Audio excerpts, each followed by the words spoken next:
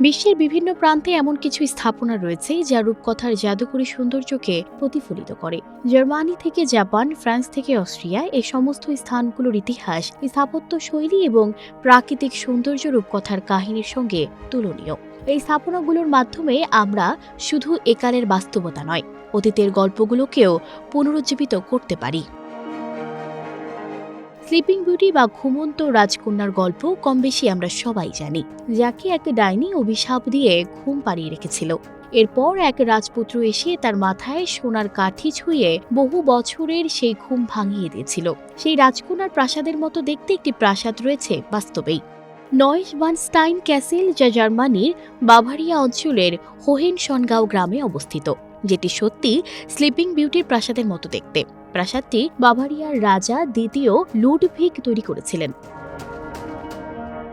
এরপর আসে জে.কে. রোলিং এর হ্যারি পটার সিরিজের হগওয়ার্টস ম্যাজিক্যাল স্কুল, যেটার বাস্তবে অনুরূপ কিছু স্থাপনা পাওয়া যায়।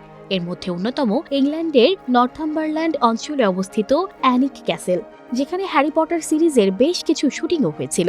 এছাড়া লন্ডনে অবস্থিত ওয়ার্নার ব্রোস স্টুডিও হ্যারি পটারের সেই হগওয়ার্টস ম্যাজিক্যাল স্কুলের আদলেই তৈরি, যেখানে গেলে শুধু দুর্গই নয়, দেখা মিলবে হ্যারি পটারের সব জাদুকরী দৃশ্যেরও। রূপকথার আরেক কাহিনী বিউটি অ্যান্ড দ্য বিস্ট। সেই বিউটি অ্যান্ড দ্য বিস্টের সাজানো নীলসে শহর আছে বাস্তবে। বলা হয় ফ্রান্সের কোলমার শহরে অনুপ্রেরণায় তৈরি হয়েছিল ওয়াল্ট ডিজনির বিউটি অ্যান্ড দ্য বিস্টের শহরটি। শহরের কাঠের তৈরি কটেজ, প্যাস্টেল রঙা স্টোর ফ্রন্ট এবং মধ্যযুগীয় দুর্গ, লিটল ভ্যানিসের ধার জুড়ে সাজানো রঙিন ফুলের ঝাড়ের রেখা, পাথুরের রাস্তা সবই মনে করিয়ে দেবে সিনেমার কাহিনীকে। ফিনল্যান্ডের রোভানিমি শহরকে সান্টা ক্লজের শহর হিসেবে জানেন সবাই। বলা হয়ে থাকে এখানেই বাস করেন সান্টা ক্লজ।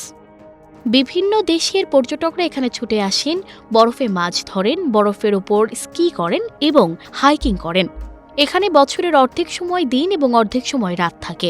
এছাড়া এখানে পর্যটকরা উপভোগ করেন মেরুজ্যোতিক অপরূপ দৃশ্য। ড্রাকুলা বা ভ্যাম্পায়ারের অস্তিত্ব পৃথিবীতে আছে কিনা তা কেউ নিশ্চিত নয়, তবে রূপকথার এক শক্তিশালী চরিত্র এটি। বাস্তবে মধ্য ইউরোপের ঐতিহ্যবাহী এবং সাংস্কৃতিক অঞ্চল ট্রান্সিলভেনিয়াকে বলা হয় ভ্যাম্পায়ারের শহর।